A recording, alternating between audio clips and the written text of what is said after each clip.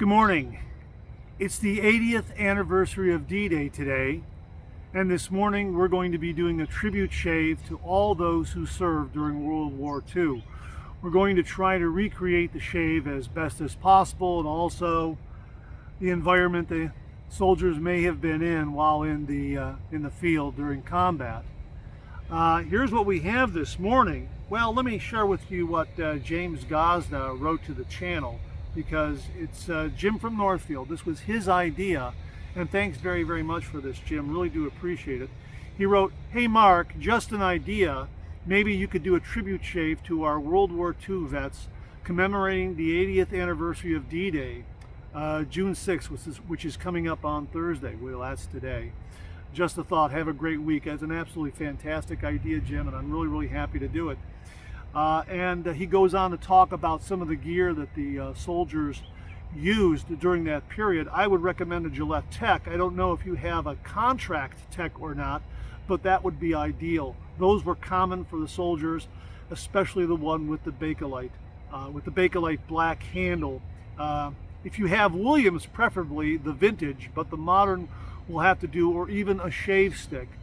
Jim also sent along a picture of some of the gear from World War II that soldiers would have used, and we're trying to use gear that I have that is as close to possible as what Jim is showing in the photo right now. So my thanks to Jim very, very much for sending all that along. I'm just going to kind of adjust my weight here because I'm kneeling down here, as many soldiers might have been doing in the field.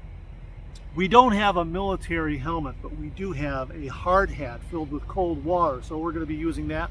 We also have a boar brush that's soaking in there, about the approximate size that you saw in that photo that Jim sent along. I also have a rock that I'm propping this helmet up against so it doesn't dump over, and I'm sure a lot of soldiers probably did something like that to keep their helmet balanced while they filled it up with cold water, using it as a basin. We are going to use Williams Mug Shave Soap.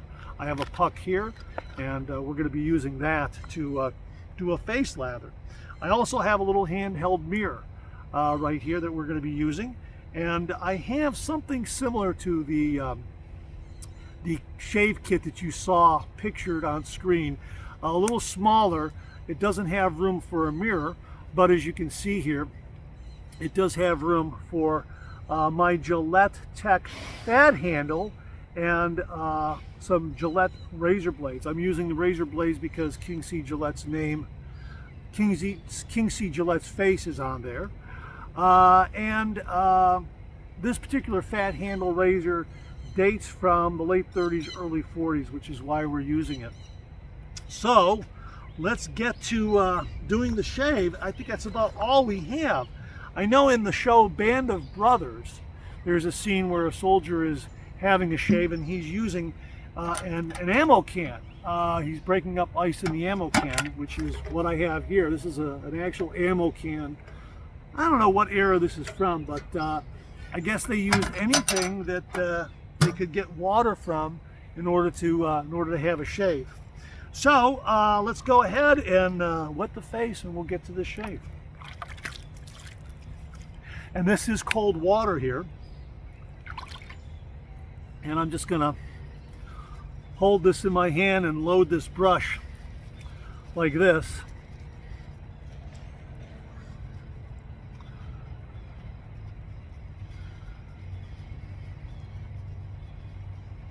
All right.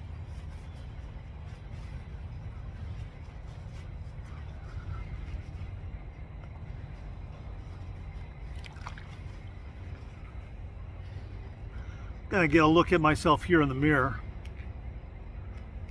Already I can see some of the challenges that the soldiers may have had in getting a shave.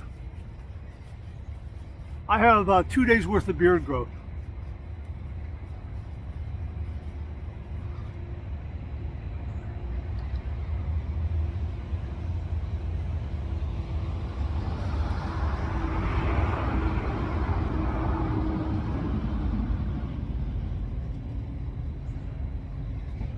Yeah, that might have been a tank rolling by.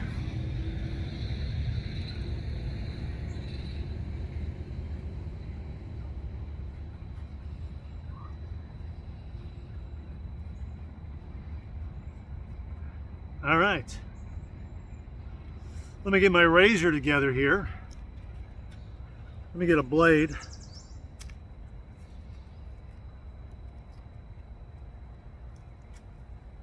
And I'm assuming that because they were in the thick of it, that they didn't have time to do a 3-pass shave or a 2-pass shave.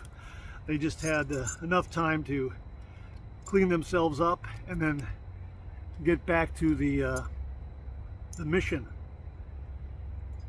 So we're going to go ahead and load that blade right there. Let me show you that to you again. Gillette right there. We're going to load it right there like that.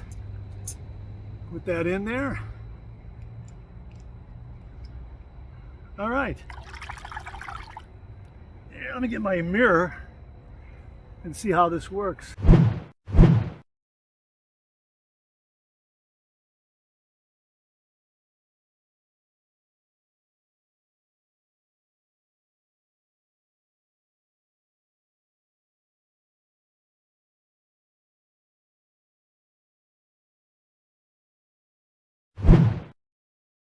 This is doing a nice job, and while I don't have a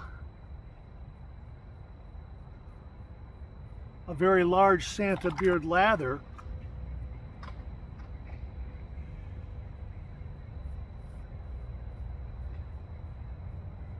it's still giving me a lot of slickness.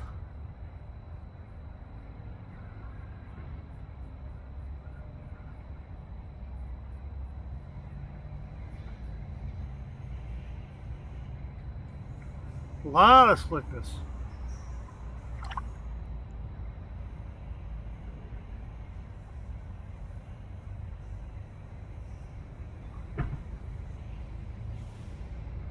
Quite comfortable. I'm just going to set it over here on top of that ammo can, and we're just going to get a rinse.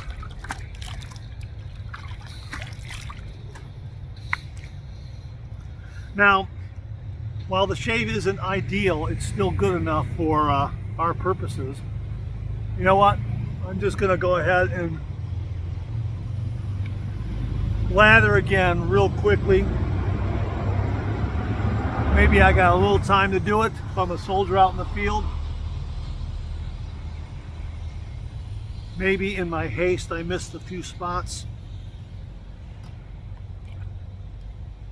Wiping the mirror off there and in my shirt. I'm sure a lot of the soldiers may have done something like that as well.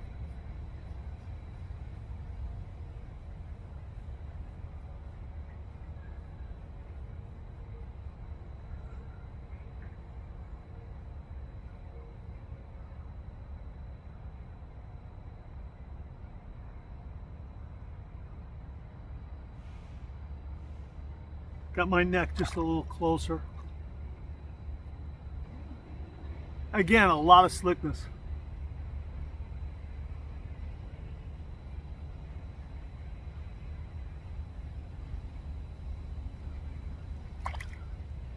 I think that's got it. Let's rinse.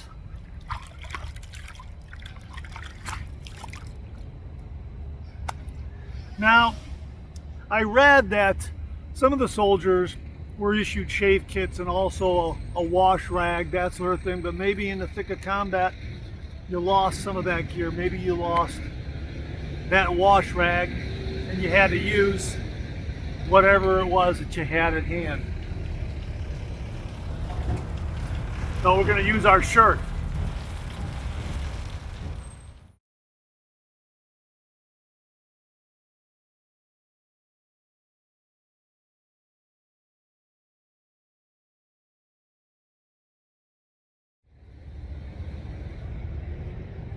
I guess you had to use whatever you had, and that's the shave. I don't think they had any aftershave or alum block or any of those luxuries that we have today, but they were still able to get a shave and clean up a little bit. So my thanks to James Gazdagh for an absolutely fantastic suggestion for today's shave, marking the 80th anniversary of D-Day and honoring all those who served during World War II. Thank you for your service.